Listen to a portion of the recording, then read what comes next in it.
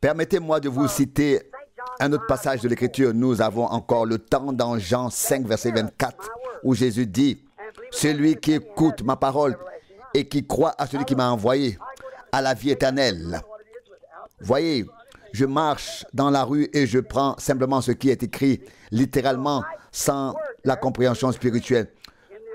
Le mot juste en grec dans l'original signifie celui qui comprend ma parole. Voyez, un ivrogne peut venir le long de la route et tenir la femme d'un autre dans ses bras, jurer, abuser du nom de Dieu, etc. Si on lui demandait, as-tu entendu la parole du prédicateur? Il dirait, oui, bien sûr. Mais cela ne l'a pas aidé. C'est à propos de celui qui l'accepte, qui le comprend, qui le saisit, l'aigle. Peut-être voulez-vous d'autres passages de l'Écriture. Vous dites, frère Branham, oui, Jésus a dit, mes brebis entendent ma voix. Elles ne suivront pas un étranger. Vous voyez, dans le cas du mariage et du divorce, comme le Saint-Esprit m'a tout dit, je suis venu et je l'ai dit exactement comme il me l'avait dit. La femme d'un prédicateur m'a sévèrement réprimandé. Elle a dit, je crois que vous prenez la place de Dieu ici. J'ai dit, non, chère madame. Elle a dit, eh bien, vous leur dites que leurs péchés sont pardonnés. Seul Dieu a le pouvoir de le faire, de le dire. Encore un pharisien, vous voyez. J'ai dit, peut-être, savez-vous que Jésus a parlé à Pierre, l'apôtre, et lui a dit par révélation, tu es le Christ, le Fils de Dieu. Il lui a dit, tu es le Christ, le Fils de Dieu.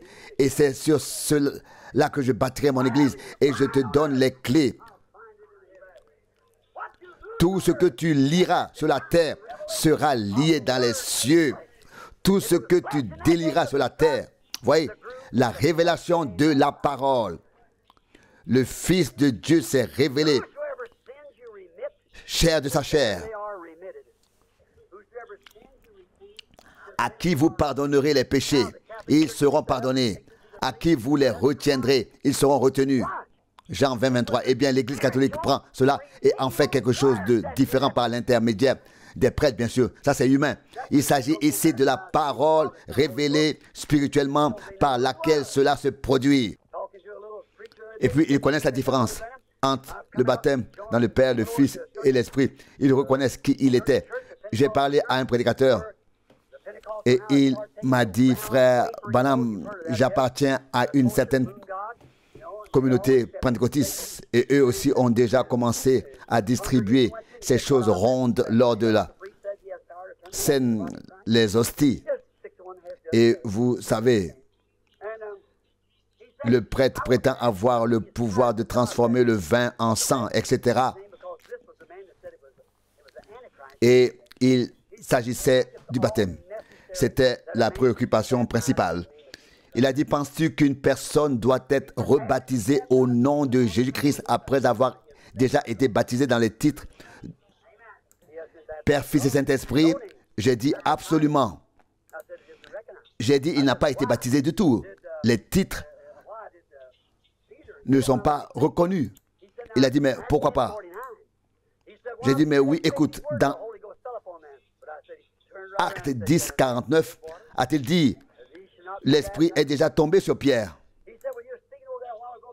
Et j'ai dit, Pierre n'a-t-il pas immédiatement dit, quelqu'un peut-il leur interdire l'eau pour qu'ils ne soient pas baptisés?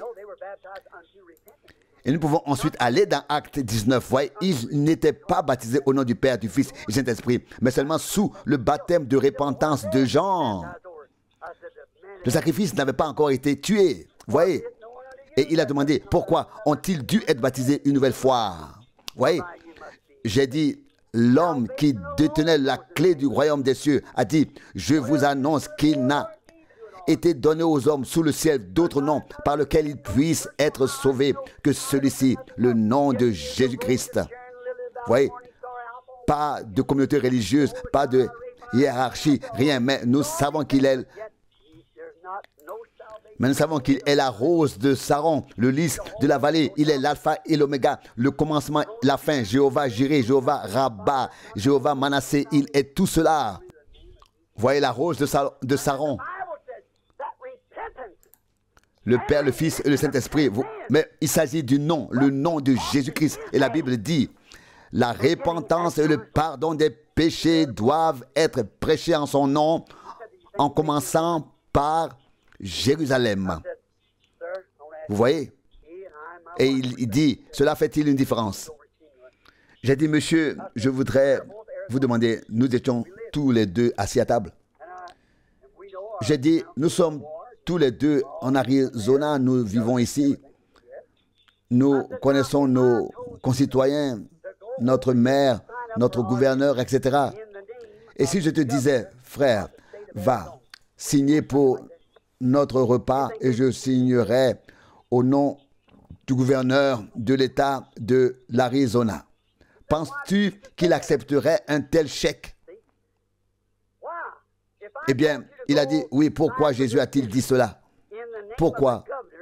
Si je te disais, va signer pour ce repas au nom du gouverneur de l'État de l'Arizona. Et nous sommes citoyens de l'Arizona. Nous savons qui est le gouverneur. Alors tu saurais que tu signerais au nom de Sam Gothard parce que tu sais qui il est. Sam Gothard. Eh bien, si tu comprends, Père, Fils et Saint-Esprit, qu'il s'agit du nom, tu sais comment il s'appelle et qui il est. Mes brebis entendent ma voix. Vous voyez? Ah, a-t-il dit, oh, c'est comme ça. Et ensuite, croirez-vous, celui qui écoute ma parole et qui croit en celui qui m'a envoyé, à la vie éternelle. Et si cette vie éternelle habite en vous, voyez, c'est déjà une puissance. Le jour de la Pentecôte, il y avait la mécanique et il croyait et puis vint la dynamique. Vous voyez, les amis baptistes disent, certains d'entre eux, nous l'avons reçu lorsque nous avons cru. Mais la question était dans Actes chapitre 19. Avez-vous reçu le Saint-Esprit quand vous êtes devenus croyants? Vous voyez, c'est seulement par la dynamique que la mécanique est prouvée. Il en était de même avec Jésus-Christ. Eh bien, d'accord. Vous qui étiez autrefois morts par vos péchés et vos transgressions, il vous a rendu à la vie. Par quoi? Par son esprit. Éphésiens 2, 5. Par l'esprit qui a ressuscité Jésus d'entre les morts le matin de Pâques. Et il nous rendra aussi vivants en nous et en nous-mêmes et nous soumettra à la parole. Comment pouvez-vous prétendre avoir l'esprit et vous éloigner de la parole? Alors vous serez vivifiés par autre chose. L'esprit vous vivifiera toujours par la parole. Vous êtes, peut-être avez-vous en partie de l'essence et en partie de l'eau dans le réservoir. Il doit y avoir 100% d'essence dans le réservoir, sinon ça ne marchera pas. Non, vous pourrez dire, je crois ceci, mais pas cela. Vous voyez, vous pouvez pomper et rien ne se passera ainsi. Vous voyez, mais si vous êtes d'accord avec chaque parole, c'est parce que c'est vrai. Vous voyez, alors que nous terminons cela comme par exemple une petite graine qui se trouve dans le sol. En fait, vous êtes déjà en partie ressuscité. Si vous avez reçu le Saint-Esprit en vous, vous êtes en partie ressuscité. Regardez, la graine qui est plantée dans le sol. Elle boit de l'eau et pendant qu'elle boit, elle pousse vers le haut et devient de plus en plus comme la graine qui a été mise dans le sol. L'Église est venue par la justification, la sanctification et le baptême dans le Saint-Esprit.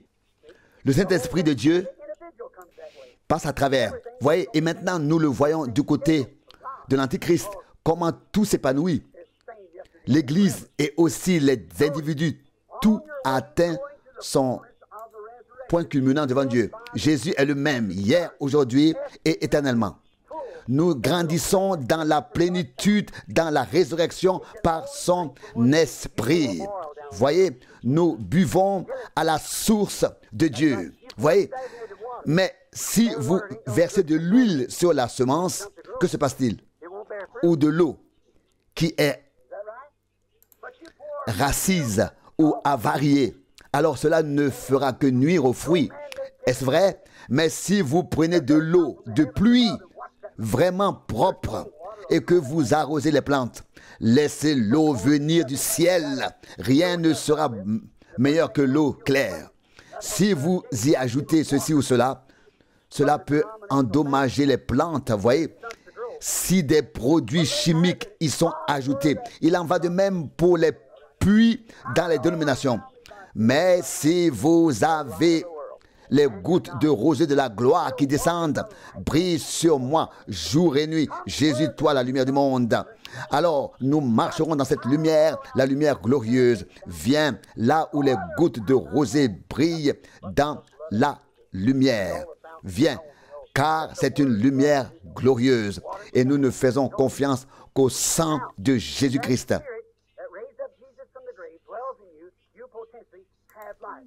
Vous voyez, qu'est-ce qui se passe avec votre esprit? Il est écrit, si l'esprit qui a ressuscité Jésus d'entre les morts habite en vous, vous êtes déjà en partie ressuscité et conduit par l'esprit. Mais il se manifeste de plus en plus. Vous voyez, à la Pentecôte, leurs corps ont été rendus vivants.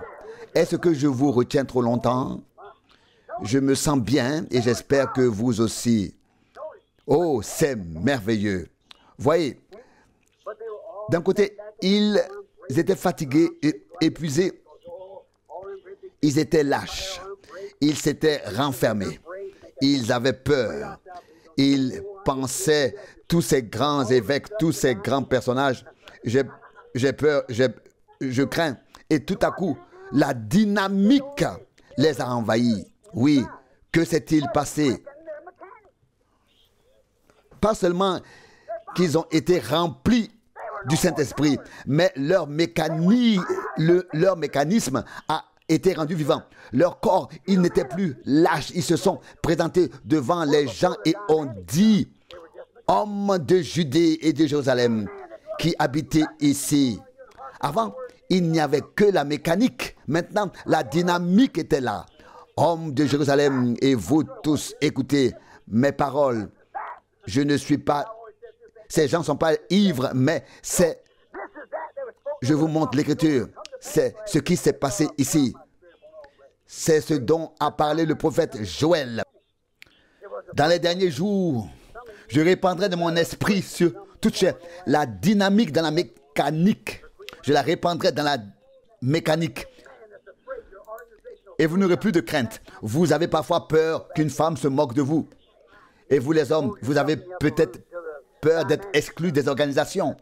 Si vous vous faites baptiser selon la Bible, vous devez d'abord aller dans la salle haute jusqu'à ce que la dynamique vienne, jusqu'à ce que l'esprit vienne. Ils sont devenus différents. Ils sont devenus un peuple transformé. Ils ont été rendus vivants, passant de la vieille vie d'un lâche à une nouvelle vie comme celle du lion de la tribu de Juda.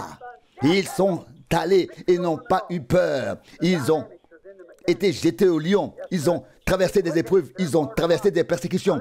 La dynamique a mis la mécanique en mouvement et a rendu leur corps mortel vivant. Voici encore une preuve. Il y en a encore plus ici. Vous savez, ils ont été rendus si vivants que même leur langage a été transformé, changé. Leur langage a été renouvelé. C'est ce que dit la Bible. Voyez, leurs corps ont été rendus si vivants, leur voix a été rendue vivante, leur esprit a été rendu vivant, leur vie a été rendue vivante. Ils ont été rendus tout à fait vivants. Ils voulaient parler des langues humaines et ils ne le pouvaient pas. Puis ils ont commencé à parler dans d'autres langues, dans une langue céleste.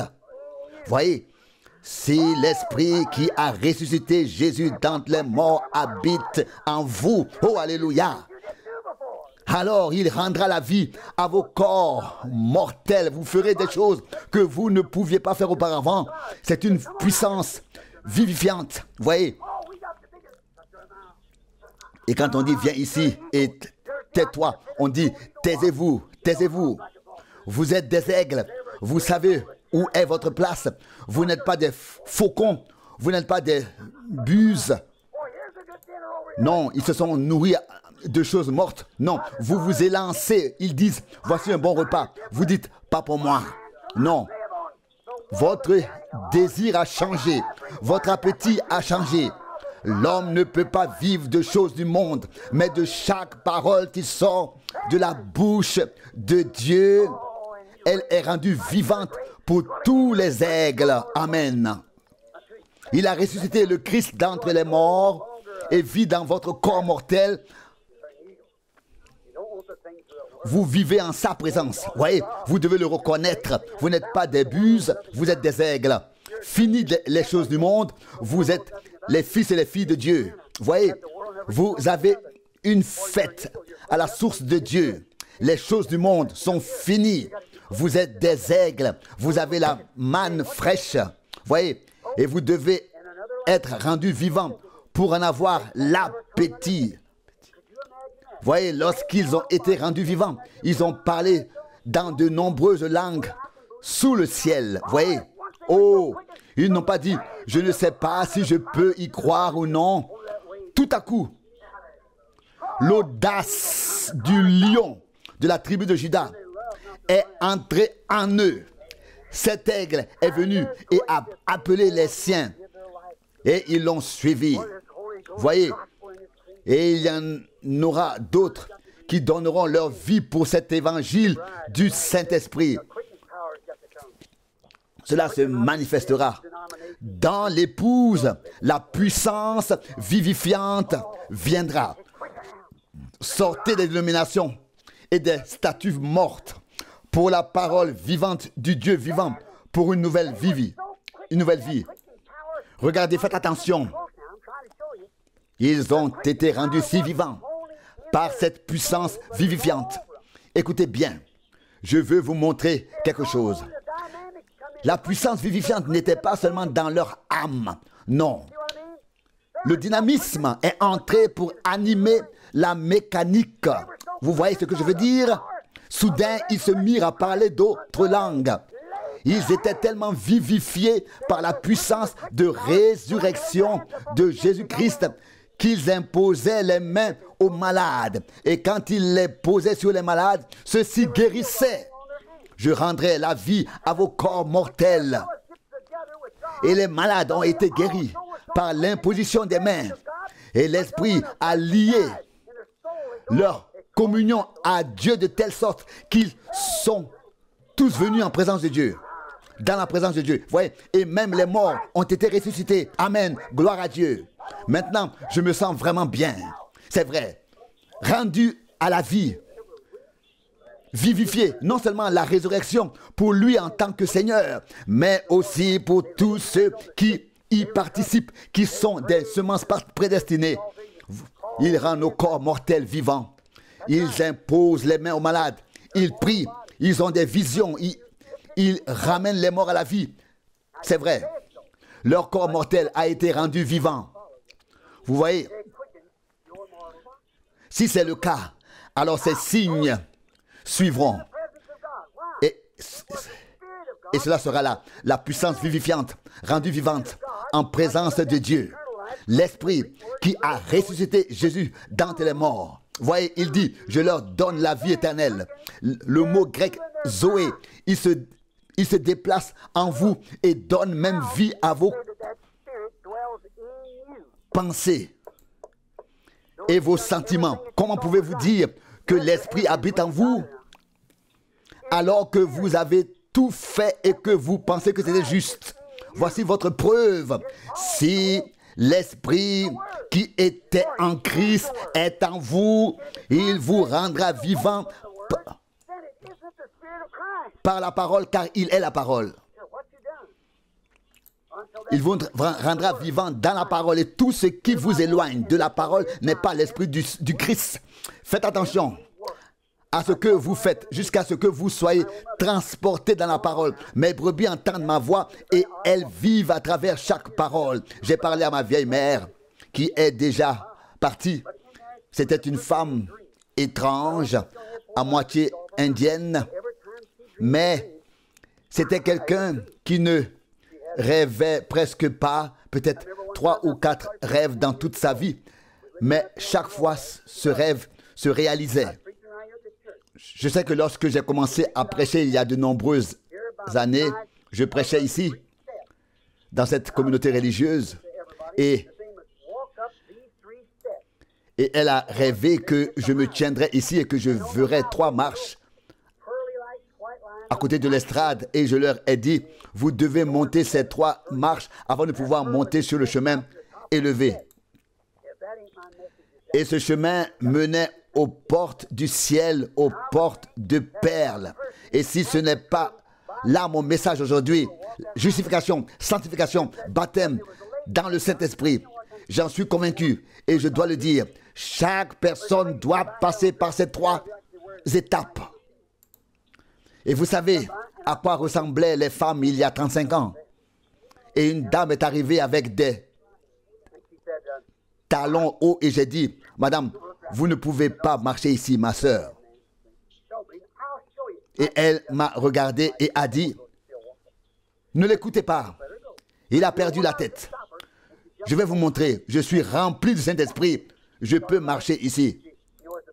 Et je n'ai pas pu l'arrêter. Elle est montée et a marché, s'est retournée et a dit aux autres sœurs, ne vous ai-je pas dit que je pouvais marcher ici? Et comme le dit le prophète Ésaïe, elles ont étendu leur cou. Voyez, et ont dansé d'avant en arrière pendant qu'elles marchaient. Les filles de Sion le font dans les derniers jours. Et elle a emprunté ce chemin élevé. Et le chemin est devenu de plus en plus étroit. Et soudain, elle a dévié de ce chemin. Et est tombée. Elle est tombée. Elle est tombée. Et ma mère a dit qu'elle avait entendu le plus grand cri qu'elle ait jamais entendu de la part de cette femme. Vous voyez, elle a tout suivi. Mais il y a une seule parole qu'elle n'a pas voulu suivre. Les femmes pentecôtistes peuvent être sauvées, sanctifiées et baptisées de l'Esprit. Et pourtant, être laissées pour compte. L'homme ne vit pas seulement de pain, mais de toute parole de Dieu. Elle pensait pouvoir passer à travers, mais elle n'a pas entendu. Elle n'a pas écouté. Vous voyez, et je lui ai dit ce qu'il attend. Il a envoyé des apôtres, des prophètes, etc. La parole a été écrite, mais il n'écoute pas. Maintenant, écoutez. La puissance vivifiante, les sentiments, la pensée du Christ est alors en vous. Voyez, lorsque Dieu a ressuscité Jésus d'entre les morts, il vous a aussi ressuscité et vous a rendu vivant avec lui. Car vous étiez déjà dans ses pensées en tant que attribut, caractéristique. Dieu a déjà vu tout ce qui était en lui. Quand Dieu a regardé le corps, vous savez que l'esprit l'avait quitté à Gethsémani. Il était Dieu. Bien sûr, Dieu a oint la chair humaine. Vous voyez, en tant que Dieu, il n'a pas pu mourir. Il n'aurait pas eu besoin de le faire. Mais voyez, il est allé là-bas avec vous, en lui-même. Vous voyez, Dieu n'avait pas encore retiré l'épouse de l'époux jusque-là. Lorsque Dieu a regardé le corps du Christ, c'est arrivé. Tous ont été rachetés dans ce seul corps. Ils ne font qu'un. C'est la même chose, la même parole. La même parole qui parlait de l'époux parle de l'épouse. Comment l'épouse peut-elle échouer et ne pas tout manifester comme l'a fait l'époux? Il est même ressuscité des morts pour que l'épouse puisse faire de même. Ne l'a-t-il pas dit? Ne doit-il pas revenir? Malachie ne doit-il pas se manifester? Et toutes les choses qui ont été prédites jusqu'à ce que nous puissions entrer dans ces choses, entrer pleinement dans la parole. Je sais que je vous retiens longtemps, mais je vais bientôt en finir. Quelle chose parfaite! Faites attention. Mais Dieu a prévu, a vu à l'avance l'épouse dans l'époux. Alléluia! Voyez, pour sauver sa femme, comme Adam, il a dû aller avec elle. Adam savait ce qu'il faisait. Ève ne savait pas ce qu'elle faisait. Mais Adam sortit avec sa femme. Jésus a pris la place de sa femme et a été fait péché pour elle. Il est devenu elle, afin qu'elle puisse devenir lui. Il a pris votre place afin que vous puissiez prendre la sienne. Quel amour, quelle communion. Comment pourrions-nous ne pas l'aimer? Continuons.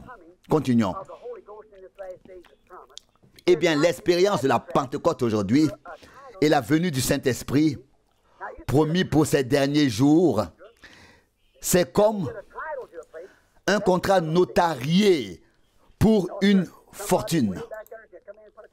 Voyez, vous avez l'affaire là, mais vous devez faire attention à ce que quelqu'un d'autre ne la prenne.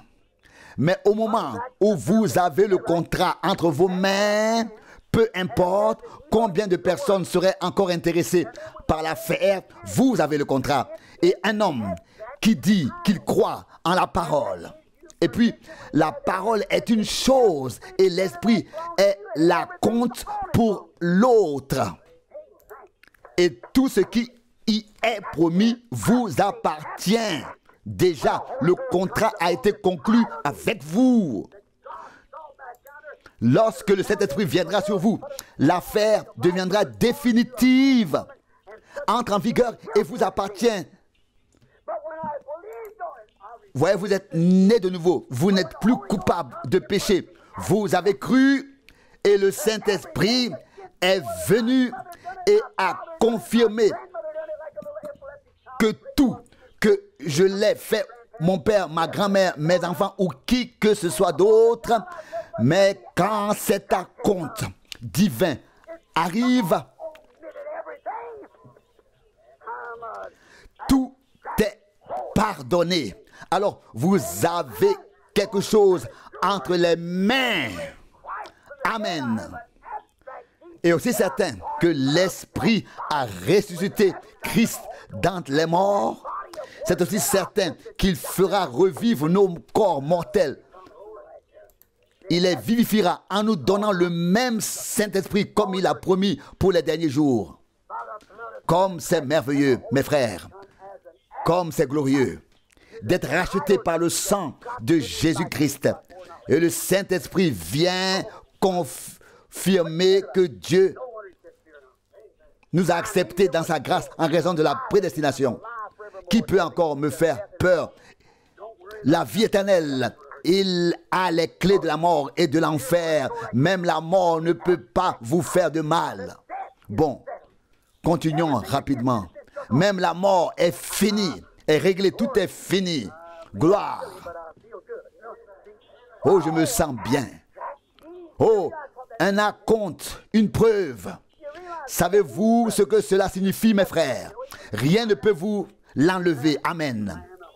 Je suis propriétaire. Amen. Voyez, j'ai le titre de propriété. Voyez, et j'ai la certitude d'avoir été crucifié avec lui, d'être mort, d'avoir été enterré, enseveli et d'être ressuscité. Et il est devenu, il a été fait péché pour que je puisse devenir un fils. Et alors, ces signes accompagneront ceux qui auront cru. Bon, peut-être encore 10 minutes. Voyons rapidement comment l'Esprit vivifie pour que vous compreniez.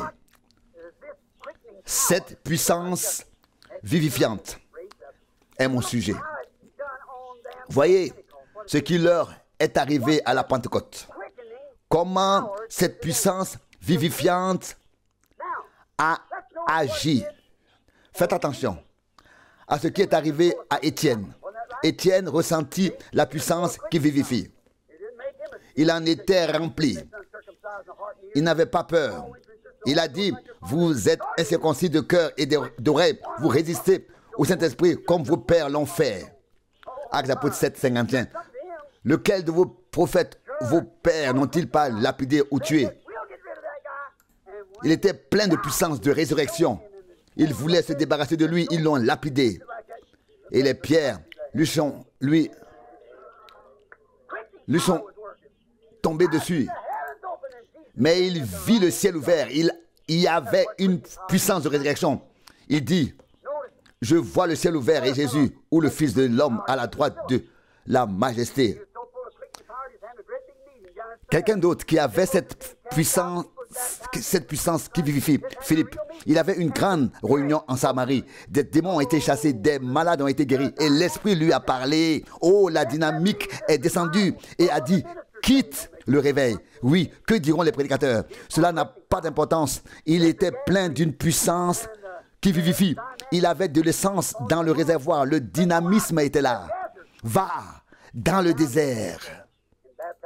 Et il trouva l'eunuque et le baptisa au nom de Jésus-Christ. Un homme qui a porté le message ensuite en Éthiopie. Il était obéissant à Dieu. Si vous n'êtes pas encore baptisé au nom de Jésus-Christ, faites-le. Vous voyez? Étienne, faire cette grande chose. Et ensuite Philippe et tous les autres. Vous voyez? Il était obéissant ici au commandement de Dieu. Il a quitté la grande réunion et est allé baptiser cet eunuque en obéissant à Dieu. Et il était si plein de puissance de résurrection qu'il a été enlevé par cette puissance d'un endroit et amené à un autre. Philippe a été rendu si vivant, peut-être 240 km plus bas. Il était si plein de puissance, de résurrection, qu'il a été enlevé par cette puissance d'un endroit et amené à un autre. Oh, Église du Dieu vivant, nous ne pouvons plus rester assis ainsi. Nous devons prier et être remplis jusqu'à ce que nous soyons rendus vivants par la puissance vivifiante du Saint-Esprit. Amen. Oh, pardon. Voyez, si nous voulons entrer dans l'enlèvement, voyez,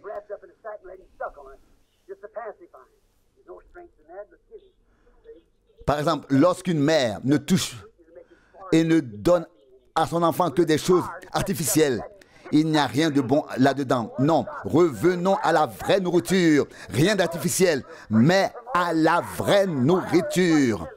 Vous êtes libre, quoi que les gens disent de vous ou contre vous, vous êtes libre.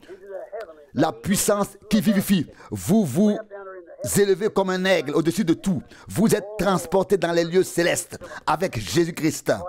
Oh Philippe, rendu à la vie. Maintenant, quelqu'un d'autre, un homme nommé Enoch. Il a marché environ 500 ans avec chaque parole de Dieu. Pas une seule fois la parole ne dit quelque chose contre lui. Il était tellement rempli de la puissance qui vivifie. Il n'avait pas besoin de mourir. La dynamique est venue dans la mécanique et il a été enlevé. Voyez, les autres pensaient qu'il était un vieil homme. Mais la puissance de la résurrection produit tout. Elle rendra vos corps mortels vivants. C'est une puissance vivifiante.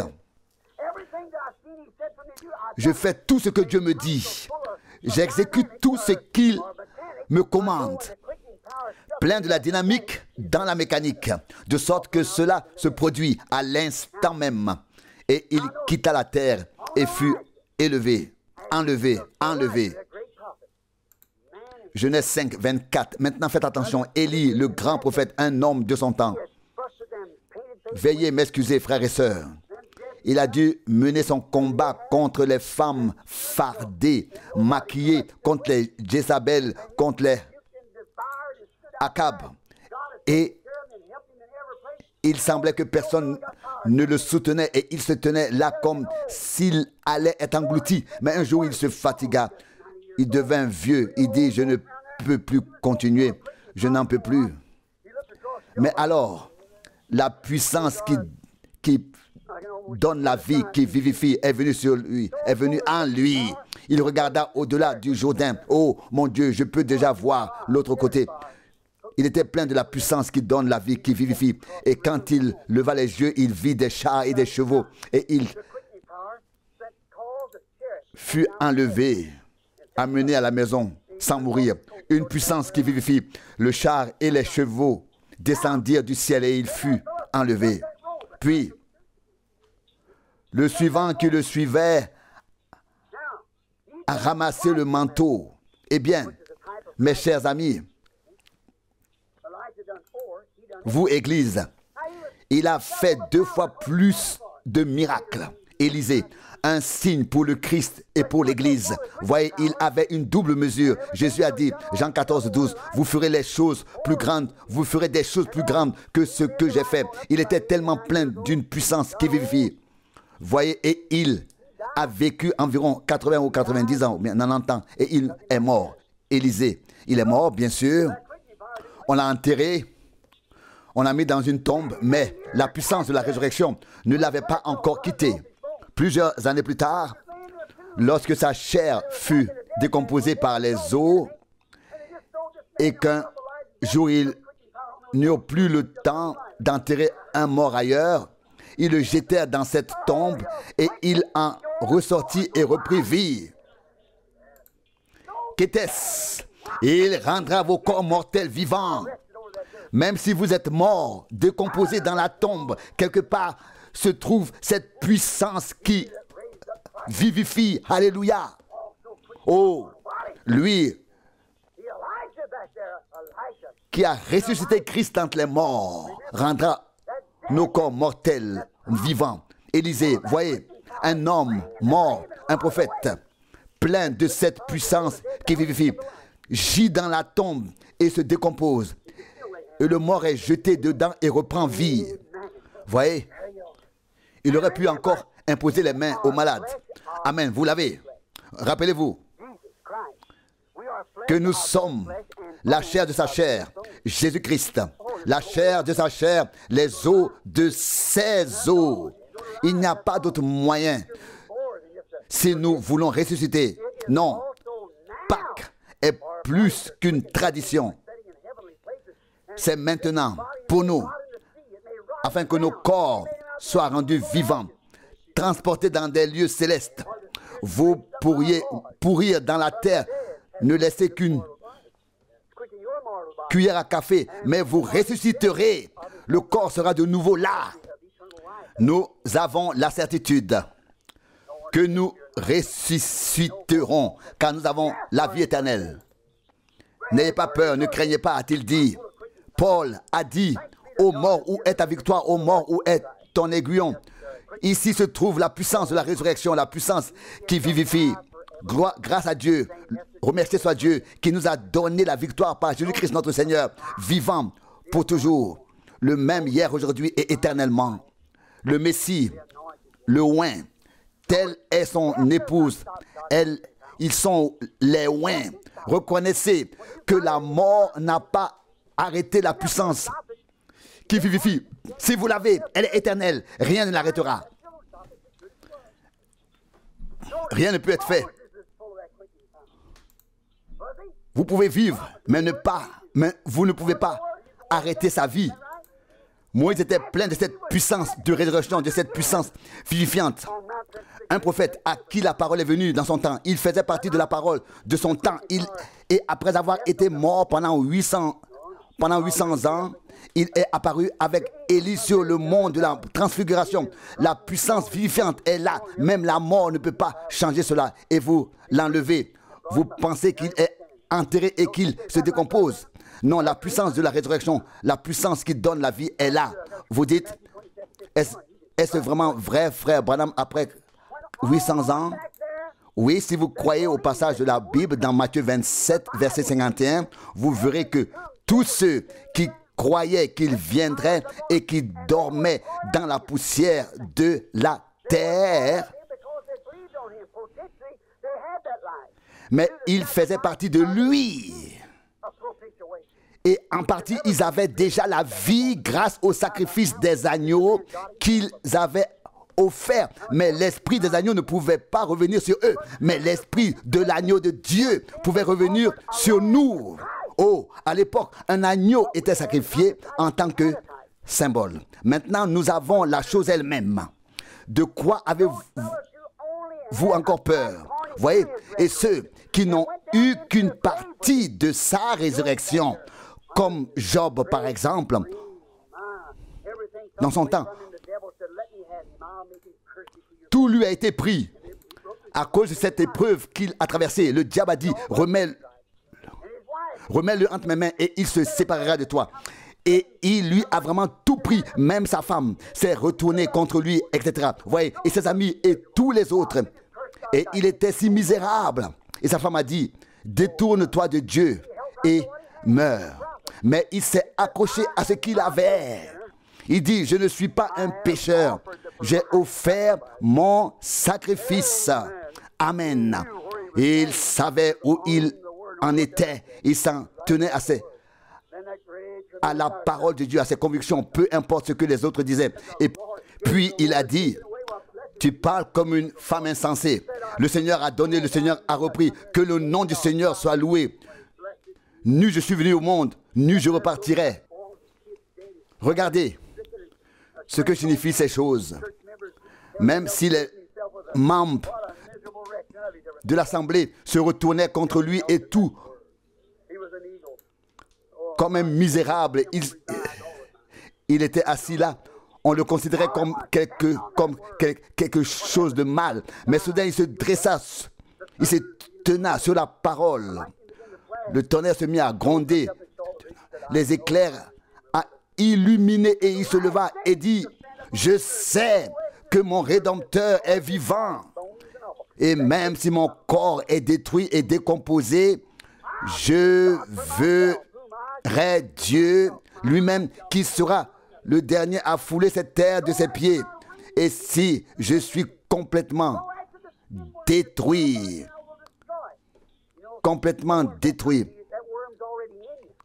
vous savez, il parlait des vers qui viennent dans les corps.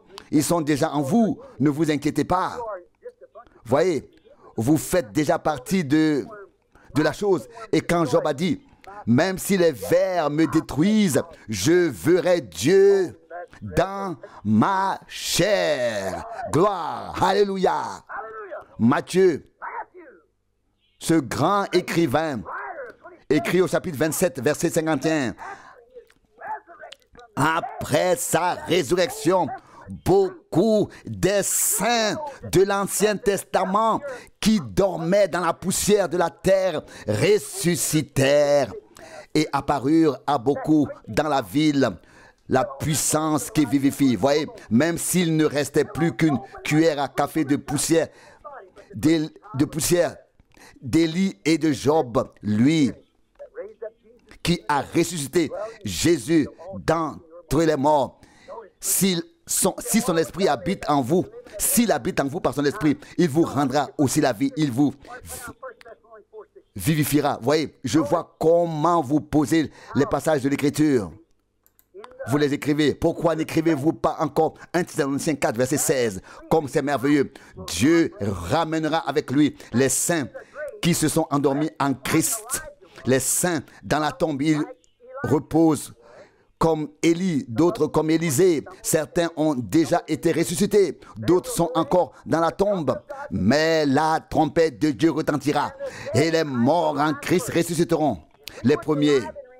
Et nous qui vivons et restons vivants, nous serons changés et enlevés avec eux et rencontreront le Seigneur dans les airs. La même puissance qui vivifie, qui était en ces prophètes. Leurs noms sont même similaires. Élie, Élisée. Voyez-vous, l'époux et l'épouse. L'un est le Seigneur Jésus et l'autre est la Dame Jésus. Les deux sont identiques. Lui et elle. Élie, regardez maintenant. Élie a été enlevé comme l'Église. Et Élisée est resté jusqu'à la résurrection. Regardez comme un oiseau. Il a besoin de deux ailes pour garder l'équilibre. L'Église a donc besoin de cet équilibre. Ces deux prophètes, voyez, et ceux qui sont déjà morts et ceux qui seront encore en vie à ce moment-là de l'enlèvement. Oh, alléluia. Nous nous envolerons, car la puissance qui donne la vie est toujours là. Pensez-y, faites attention. Qui vivifie est encore là. À voir, attention à voir, faites attention à voir ce qui donne vie à ces choses. Faites attention à ce qu'est la puissance vivifiante en ce jour. Je crois que notre Seigneur l'a dit, ainsi que Paul. Il a dit, tout ce que le Père m'a montré, je vous le donne et je ne retiens rien. C'est grâce à la puissance qui vivifie. Des malades ont été guéris. Vous voyez, des visions, des morts sont ressuscités. Les malades ont été guéris. Je ne sais pas si vous connaissez le petit verse. Je chasse avec lui et c'est un très bon ami. Et je l'ai vu avoir une mauvaise oreille et je lui ai demandé une fois, comment vas-tu? Et j'ai demandé, qu'est-il arrivé à ton oreille? Et il répondit, oui, j'ai été ici et là. Et il a dit, j'ai peut-être une idée. Et j'ai pris ma main, je l'ai mise dans la sienne et j'ai dit, tu as un cancer. Qu'est-ce que c'est? 2 jours plus tard, il ne restait plus qu'une cicatrice complètement guérie. L'oreille aurait été dévorée, mais la puissance qui vivifie. Un jour, alors que j'étais moi-même accablé de soucis et que je pensais, tu as maintenant 50 ans, si tu veux encore faire quelque chose pour le Seigneur, dépêche-toi de le faire. Tôt le matin, la puissance qui vivifie est venue et j'ai regardé de l'autre côté. Et il a été dit, tout ce que tu as aimé et qui t'ont aimé, je te les ai donnés ici.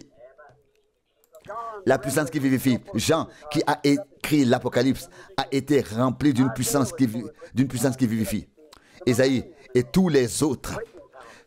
Si l'esprit de celui qui a ressuscité Jésus-Christ d'entre les morts habite en vous, celui qui a ressuscité Christ d'entre les morts rendra aussi la vie à vos corps mortels par son esprit qui habite en vous.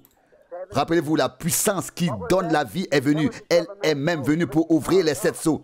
Est-ce l'intelligence d'un homme? Non, la puissance qui vivifie, la puissance vivifiante de Dieu, la puissance vivifiante de Dieu, c'est elle qui a prédit des choses. Vous voyez, et Dieu a témoigné, et l'ange du Seigneur, la colonne de feu qui est descendue, le monde a dû témoigner que c'était vrai. Il ne savait pas ce que c'était. Et nous regardons l'image et voyons notre Seigneur. Voyez, il est le sceau, car toute la parole de Dieu est le Christ, et le Christ est le sceau. Voyez, lorsqu'il a été ouvert, révélé, dévoilé, voyez, et les sept anges de l'Église, ils sont là, ils sont dans cette image, ils sont dans sa main droite. Ici, nous le voyons comme le juge final, l'alpha et l'oméga, le premier et le dernier. Quelle démonstration! Puissance vivifiante. Oh, qu'elle revienne. Elle nous fait passer de la mort à la vie. Elle nous permet de distinguer ce qui est mal, ce que vous êtes censé avoir fait, ce que vous n'êtes pas censé avoir fait. Tout cela vous sera révélé. Notre Seigneur Jésus était si plein de cette puissance qui vivifie. Il en était plein. Il a dit, détruisez ce corps et je le ferai ressusciter dans trois jours. Détruisez ce corps, ce temple, et je le reconstruirai dans 3 jours. Il savait que cela était écrit à son sujet. C'était une prophétie, la parole de Dieu qui ne peut pas faillir. La parole disait, je ne permettrai pas que mon sein voie la corruption, ni que son âme reste dans le séjour des morts. Il savait que la puissance qui vivifie le ferait sortir de là. Pas une seule cellule de son corps ne pouvait être détruite. C'était une prophétie, la parole de Dieu. Et si c'est la prophétie de la vraie parole de Dieu, elle ne peut pas échouer. Et comme il est tel qu'il est ressuscité, nous sommes déjà ressuscités avec lui. C'est pourquoi il a dit, ne craignez pas. Il est écrit, lorsque l'Esprit qui était en lui sera en nous, il vivifiera nos corps mortels. N'ayez pas peur, mes amis. Le Fils est venu. Ne craignez rien. Regardez la transfiguration. Voyez, là était Élie et là se tenait Moïse. L'un représentait un groupe, l'autre l'autre. Voyez, ce que nous voyons ces derniers jours, les choses qui sont promises, Jean 14, 12, certainement. Ah, les gens disent, prétends-tu avoir de la puissance? Non, nous prétendons seulement être sur la montagne de la transfiguration. Voyez comment ils étaient là sur le mont de la transfiguration. Ils ne disaient pas, Moïse, tu es ceci et cela, et moi je suis ceci et cela, et ainsi de suite. Non, pas du tout. Ils voyaient Jésus glorifié. Ils ne voulaient rien de plus. Et ils voyaient Jésus transfiguré. Nous ne voulons pas être des personnes importantes. Et ce que les gens disent de nous ne nous préoccupe pas. Cela ne nous concerne pas. Il ne s'agit pas de notre vie, mais de la sienne. Pas de notre puissance, mais de la sienne. Et nous voulons qu'il soit glorifié et qu'il soit glorifié par nous à travers sa résurrection, comme cela s'est produit autrefois. Avez-vous compris? Notre désir n'est pas d'être honoré, ni d'être quelqu'un d'important, ni de faire quoi que ce soit dans la réunion, dans l'assemblée, d'enseigner à l'école du dimanche ou quoi que ce soit d'autre, ni de faire des pique-niques ou ceci ou cela. Notre désir est de le voir, lui, glorifié, pas par quelque chose qui nous est propre, mais en apportant la preuve dans notre vie qu'il peut vivre à travers nous, que je peux me retirer et que vous ne me verrez plus, mais que vous verrez seulement Jésus glorifié. C'est notre désir sincère et cela nous donne une puissance qui vivifie. Nous sommes avec lui, la chair de sa chair, son épouse.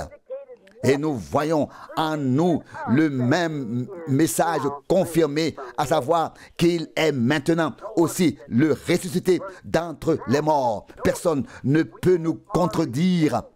Nous sommes rachetés par lui et ressuscités avec lui.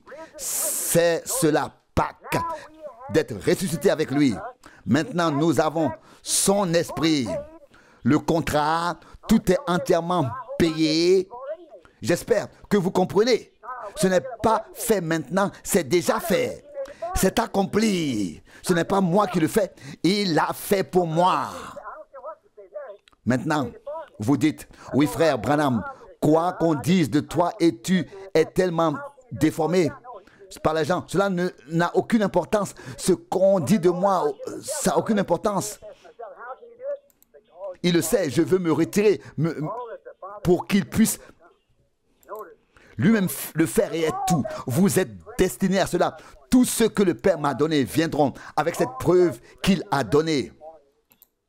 Oh, comme c'est merveilleux. Oh, ce matin de la résurrection. Quand les cordes de la mort seront rompues et que nous en sortirons, alléluia, ressuscités, nous sommes devenus une partie de lui.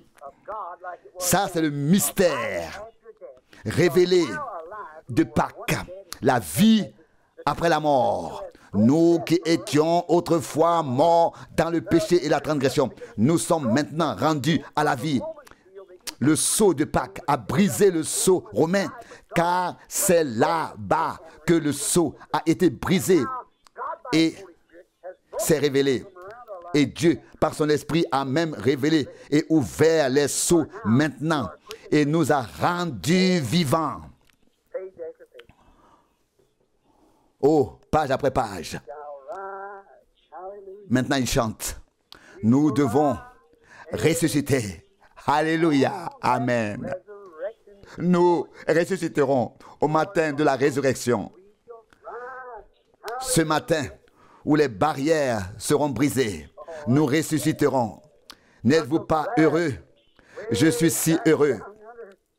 Il y a si longtemps, dans une cabane à charbon, j'ai vu une nouvelle.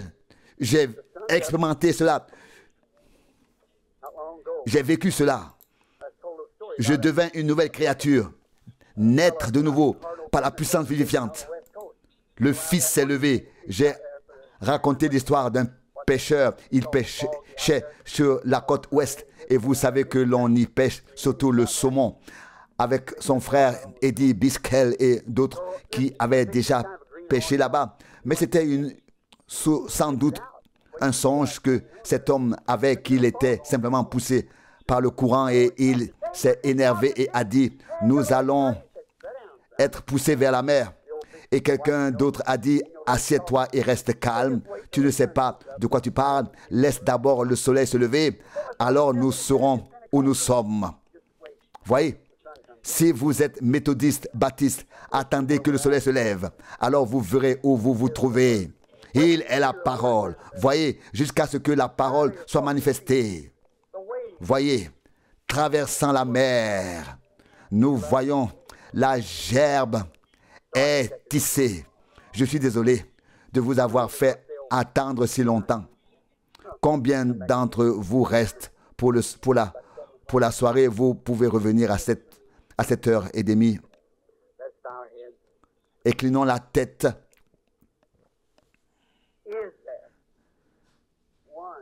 Y a-t-il quelqu'un ici ou plusieurs personnes qui n'ont pas encore cette puissance qui vivifie en eux? Le Fils s'est levé, vous avez entendu les bandes sonores, mais vous n'avez pas encore été rendu vivant.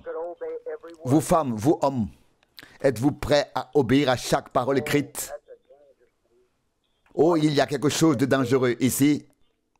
Et si vous étiez une semence morte et qu'il n'y avait pas de vie en vous, mais quelque chose est en vous qui vous dit, je veux me lever aujourd'hui, je veux sortir de la situation dans laquelle je me trouve, de la mort, de la saleté. Je suis poussé vers la mer. Je veux lever la main et demander, priez pour moi. Que Dieu te bénisse, que Dieu te bénisse. Nous ne pouvons pas faire d'appel à l'autel. Il y a déjà des gens devant l'autel. Je ne suis pas vraiment pour de toute façon, mais à moins que la graine ne germe et ne donne vie. Le baptême d'eau peut être comme une rosée tombée du ciel, qui tombe sur une graine et tombe aussi à côté. Mais un vrai baptême d'eau signifie la mort à toi-même et à toutes les doctrines qui sont contraires à la parole de Dieu et qui sont enseignées dans les dénominations. Et si vous le pensez du fond du cœur, alors faites attention à ce qui vous arrive avec le baptême. Vous êtes baptisés pour le pardon de vos péchés et vous êtes tissés comme la gerbe, comme le fruit des prémices, donc comme les premiers fruits. Le Saint-Esprit vient car la promesse s'applique à vous et à vos enfants. Dieu et Père, j'ai parlé longtemps et j'ai épuisé le temps des gens. Il semble que je ne puisse plus m'arrêter. Je ne peux pas m'en éloigner. Nous vivons dans un monde mourant, parmi des gens mourants, avec un message vivant et la preuve de la résurrection. Oh Dieu, nous sommes mortels ici. Mais que se passera-t-il si nous laissons passer cette occasion? Nos âmes sont bouleversées. Beaucoup entendent ce message. 200, 300 ont levé la main. Ils veulent croire. Comment pourrait-il lever la main ainsi? Oh Dieu, ce moi, cette femme de Job qui se tient là. Mais Seigneur, laisse entrer ce Job, ce croyant aujourd'hui. Qu'il meure et soit enterré entièrement comme lors du baptême. Que la rosée du ciel vienne, que chaque péché soit pardonné et effacé.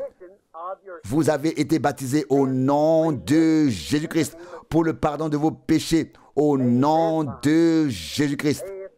Père, que ce soit ainsi, que les malades sortent guéris, que les infirmes fassent l'expérience de la puissance du Saint-Esprit et soient guéris, et qu'ils soient guéris, lavés et purifiés, et que ceux qui ont la mécanique, qui reçoivent la dynamique,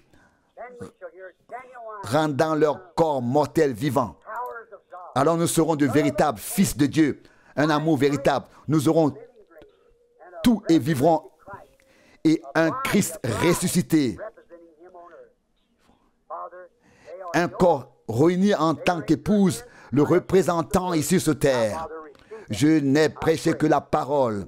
Acceptez-la. Je prie au nom de Jésus. Amen. L'aimez-vous?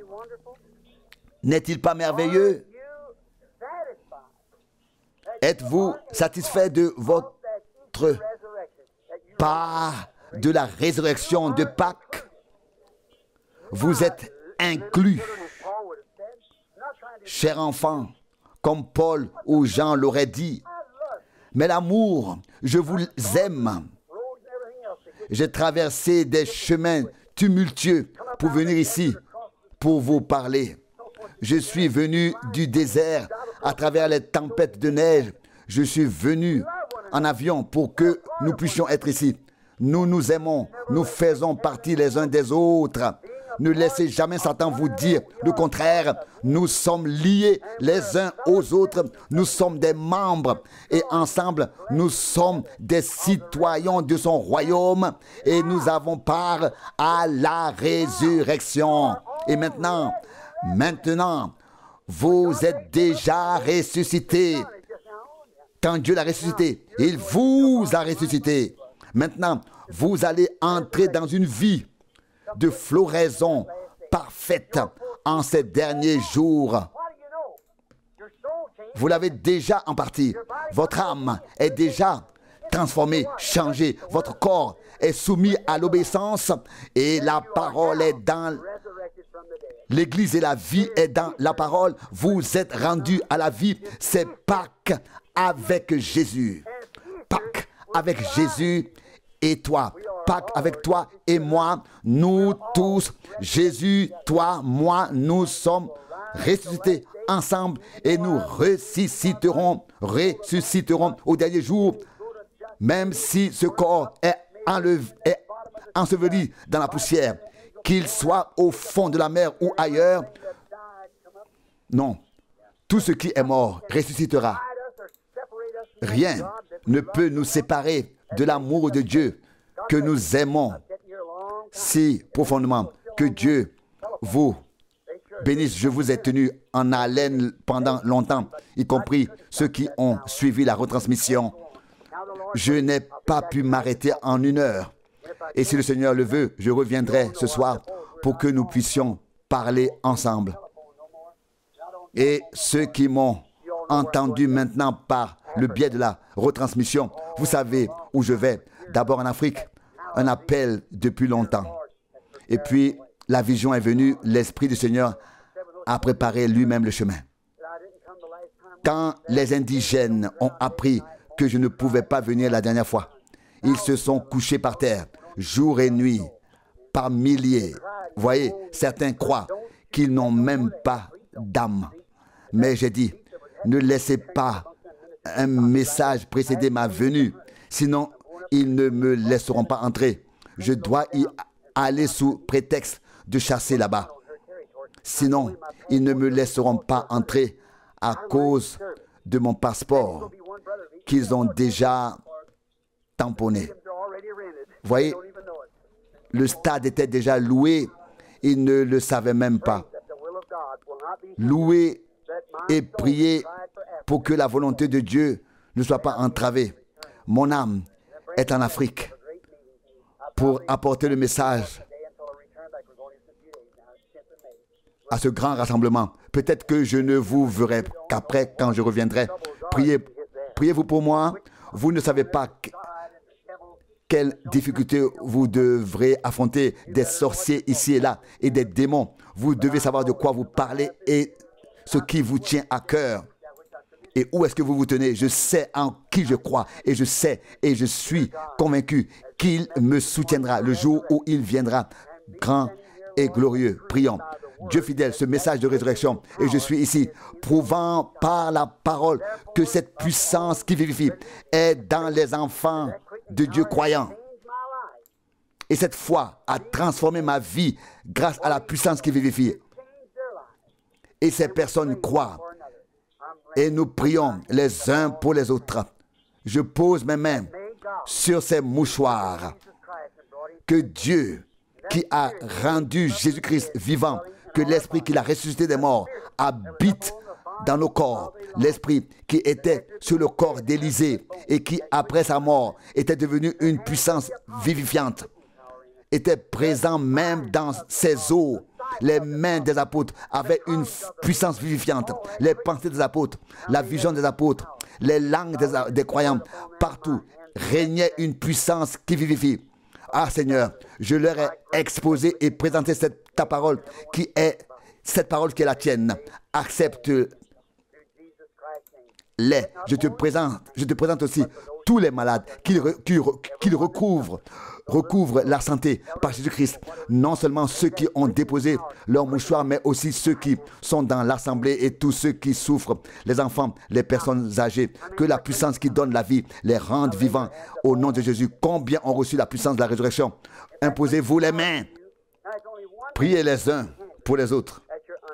Si elle est en vous, seule l'incrédulité peut être un obstacle, peut l'empêcher d'agir. Voyez à l'époque, quand le Seigneur était... Il s'agit de l'attitude. Le soldat romain, qu'a-t-il fait? Il ne l'a pas reconnu. Mais priez maintenant les uns pour les autres. Les uns pour les autres. Dieu fidèle. Nous faisons cela au nom de Jésus-Christ. Le seul nom donné aux hommes par lequel nous pouvons être sauvés ou guéris. Ces personnes qui sont ensemble citoyens du royaume et détentrices de la puissance qui vivifie.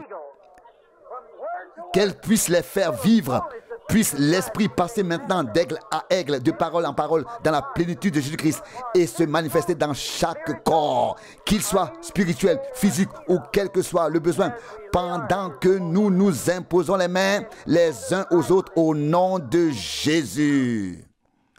Amen.